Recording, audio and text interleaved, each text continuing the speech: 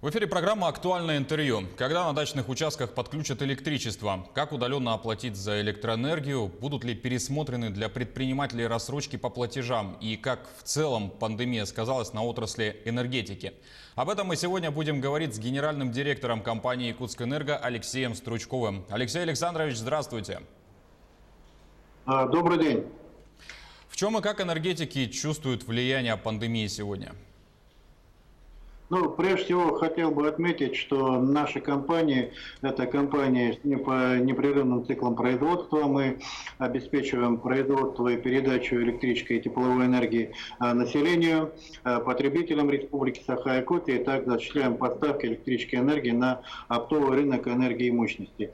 В этой связи, в соответствии с указом главы государства, мы продолжаем свое производство и продолжаем обеспечивать теплом и светом потребителей Республики Саха-Якутия. В нашей компании, во всех филиалах и наших дочерних обществах созданы оперативные штабы по контролю ситуации, взаимодействию с органами государственного санитарно-эпидемиологического надзора, с органами государственной власти. На всех объектах нашей компании усилены меры по недопущению распространения коронавирусной инфекции среди работников наших предприятий. И также мы проводим активную информационную разъяснительную работу с персоналом для снижения риска инфицирования. Все наши работники обеспечены средствами индивидуальной защиты, установлены бактерицидные облучатели воздуха. Проводим также на всех наших объектах дополнительную дезинфекцию помещений. И также все наши медицинские работники, медицинские кабинеты также переведены в режим особой готовности. Также мы осуществляем термометрию всех наших работников, которые сегодня работают на сменах, и в линейном транспорте, в автобусах, которые доставляют персонал на смены. Также мы увеличили количество санитарных обработок, а также обеспечили нестыковку входящего и выходящего персонала с тем, чтобы исключить взаимодействие и, соответственно, исключить возможность распространения этой инфекции. А много ли сотрудников переведено на удаленную работу в этих условиях? Надо отметить, что в административно-управленческом персонале компании мы перевели более 80% персонала на удаленный режим работы. И в априори, исходя из непрерывного цикла нашей деятельности, порядка 58% наших сотрудников продолжают нести службу днем и ночью на сменах. Сократилось ли потребление электроэнергии с начала пандемии? Ведь сейчас многие предприятия не работают. Да, с момента введения режима повышенной готовности на территории Республики Саха-Якутия мы, безусловно, наблюдаем снижение объемов потребления как тепловой, так и электрической энергии. Прежде всего, это связано с остановкой многих предприятий, с неработой крупных торговых центров, остановкой работы предприятий малого и среднего предпринимательства. В процентном соотношении с момента введения режима повышенной готовности по сегодняшнюю дату мы наблюдаем снижение объемов потребления в среднем на 6%, и при этом ожидаем, что за второй квартал текущего года в целом объем потребления и объем выработки у нас снизится примерно на 6,9%. Алексей Александрович, прошлый год Якутскэнерго впервые завершил с убытками. Не усугубит ли ситуацию коронавирус в этом году? Надо отметить, что была объективная причина формирования этих убытков. Это связано с тем, что впервые энергосистема Якутии с 1 января 2019 года перешла на поставки на поставки электрической энергии на оптовый рынок энергии и мощности. То есть все наши изолированные энергорайоны Западный, Центральный и Южный Якутский были объединены, и, соответственно, изменилось тарифообразование, и это было одним из существенных факторов появления этих убытков по итогам 2019 года. В текущем году мы приняли ряд решений, пересмотрели свой объем ремонтной программы, пересмотрели ряд других статей, и тем не менее мы планируем по итогам текущего года получить снижение убытков относительно 2019 года, но, конечно, фактор снижения объемов выработки, фактор снижения платежей, которые мы наблюдаем за первые 3 недели апреля месяца, конечно же, скажется и на итоговом финансовом результате за 2020 год. В 2019-м также было высокое количество технологических нарушений. Как в этом году с этим обстоят дела и могут ли возникнуть проблемы с поставкой оборудования, запасных частей, особенно импортных? Ну, прежде всего, надо отметить, что в 2019 году мы значительно увеличили как объем нашей ремонтной программы, так и объем средств, которые мы направляем на реализацию инвестиционной программы. Эти факторы уже позволили нам значительно сократить количество аварийных отключений на линиях электропередач более высокого давления.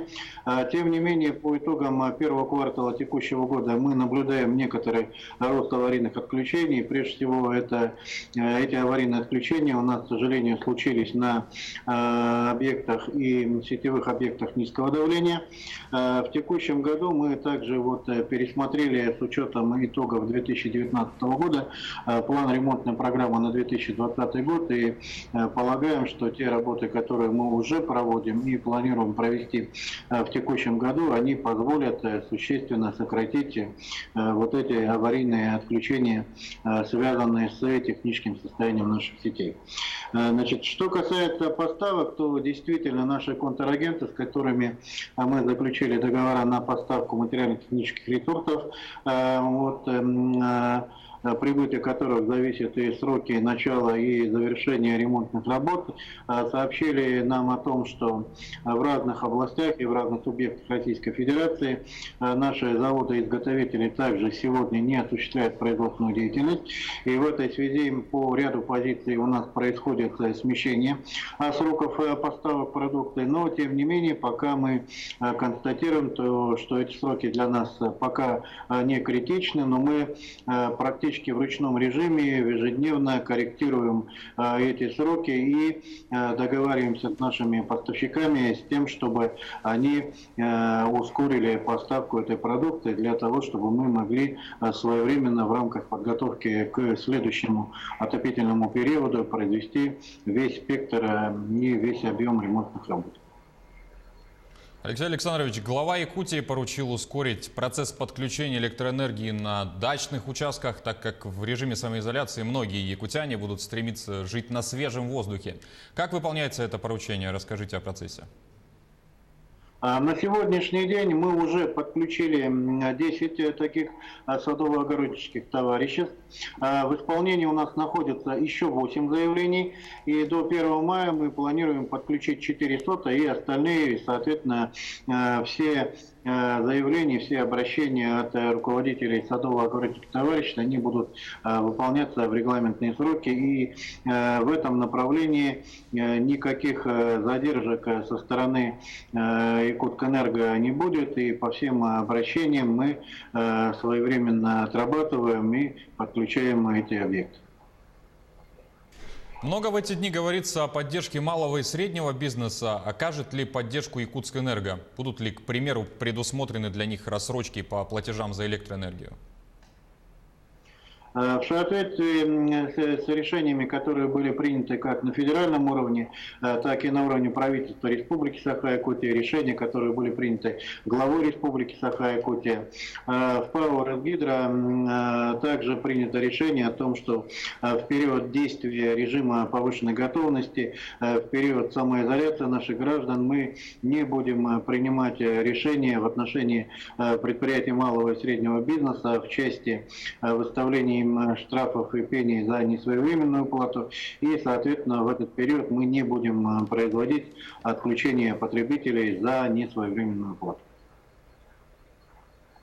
Как потребители могут сегодня оплатить услуги ресурсоснабжающих организаций, не выходя из дома в условиях самоизоляции? С какими сервисами вы, к примеру, работаете? Ну, прежде всего надо отметить, что введение режима самоизоляции и режима повышенной готовности мы приняли решение о закрытии всех наших расчетных касс энергосбыта. Они сегодня не работают, и все сотрудники переведены на удаленный принцип работы. Тем не менее, начиная с 30 марта мы активизировали наши электронные сервисы, проводим достаточно большую разъяснительную работу через официальный сайт компании «Иркутскэнерго», через нашу страничку в социальных сетях, в сети Инстаграм проводим инструктажи о том, как можно удаленно оплатить за потребленные услуги. Прежде всего, нашим клиентам мы рекомендуем воспользоваться личными кабинетами на официальном сайте ПАО «Иркутскэнерго». Через один кабинет можно оплатить услуги за квартиру, дачу или жилой дом. Кроме этого, через этот личный кабинет можно также передать и показания приборов учета и посмотреть квитанции, а также задать вопросы специалисту колл-центра, который при возникновении каких-то ситуаций может в ручном режиме отрегулировать и, соответственно, помочь нашим потребителям осуществить эти платежи.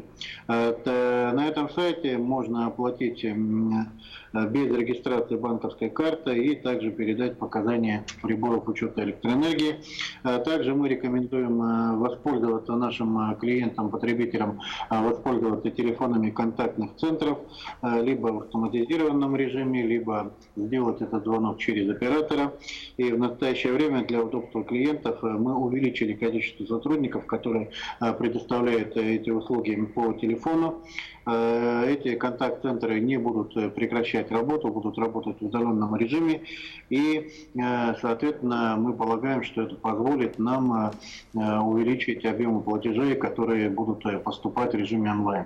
И хотел бы отметить, что вот с момента режима самоизоляции, режима повышенной готовности, вот количество платежей, которые осуществляются в режиме онлайн, у нас значительно увеличилось, и мы надеемся, что наши потребители будут адекватно реагировать на наши просьбы и на текущую ситуацию и максимально переводить оплату в режим онлайн. То есть система работает. Вы сказали, что для предпринимателей предусмотрены отсрочки и не применяются штрафные санкции. А если потребитель, физическое лицо, будет оплачивать услуги после окончания ограничительных мер, будут ли к ним начисляться пени? Но прежде всего я хотел бы отметить, и я думаю, что все наши граждане знают о том, что правительством Российской Федерации принято постановление за номером 424, которое называется об особенностях предоставления коммунальных услуг собственникам и пользователям помещений в многоквартирных домах и жилых домов. И до 1 января 2001 года этим решением правительства Российской Федерации населению за неоплату жилищно-коммунальных услуг, равно как и за электрическую энергию, которая входит в состав этих услуг, не будет начисляться неустойка, штрафы и пени. Но между тем я все-таки, пользуясь предоставленной возможностью, призываю наших потребителей проявить ответственность, своевременно оплачивать за потребление электрическую энергию и тепловую энергию, потому что от тех объемов и платежей, которые поступают к нам в Иркутскэнерго, зависит своевременности проведения ремонтных работ, своевременности подготовки наших объектов и сетевого хозяйства к работе в осенне-зимний период будущего года. И, безусловно, это влияет на надежность энерго- и теплоснабжения нашего региона в целом. Алексей Александрович, вы возглавили компанию совсем недавно. Что намерены изменить и какие задачи ставятся на этот год? Ну, прежде всего, я хотел бы отметить, что миссия ПАО «Иркутскэнерго» – это надежное, качественное и стабильное снабжение потребителей Республики Саха-Якутия и обеспечение потребностей экономики регионов тепловой и электрической энергии. И, безусловно, в условиях пандемии, в условиях самоизоляции, режима повышенной готовности на нас, как предприятиях энергетики, лежит двойная ответственность. Мы прежде всего должны обеспечить надежность и безаварийность энергоснабжения наших потребителей, минимизировать убытки и потери общества от влияния распространения коронавирусной инфекции, и в полном объеме мы должны обеспечить исполнение нашей ремонтной и инвестиционной программы. В этой связи, конечно же, первые шаги и первые решения, которые были направлены, они были направлены на полное и своевременное исполнение нашей ремонтной программы, нашей инвестиционной программы, потому что от реализации этих направлений и от реализации этих программ, собственно говоря, и зависит надежное энергоснабжение наших потребителей. Сегодня мы также, работая в условиях повышенной готовности, обеспечиваем безопасность деятельности наших сотрудников, обеспечиваем их средствами индивидуальной защиты, с тем, чтобы это не сказалось на бесперебойных поставках тепловой электрической энергии и на бесперебойном производстве тепловой электрической энергии нашими станциями. Вот в этом я, собственно говоря, вижу свою задачу, и, конечно, все эти решения, которые будут приниматься, они будут приниматься с оглядкой на эти события и обеспечение надежности энергоснабжения наших потребителей. Алексей Александрович, благодарим вас за беседу. Руководство таким крупным предприятием – это сложный труд. Желаем удачи в нем. Спасибо. Я также желаю всем нашим жителям здоровья и хотел бы уверить, что в энергетике, даже в такой непростой период нашей с вами жизни, обеспечат надежность энерго- и теплоснабжения. И очень надеюсь, что наши потребители это будут чувствовать каждый день, каждой своей жизни, каждой своей деятельности. Спасибо большое. Спасибо вам. До свидания. До свидания. О работе компании «Якутскэнерго» в период пандемии мы говорили с гендиректором предприятия Алексеем Стручковым. Вы смотрели актуальное интервью. Оставайтесь с нами.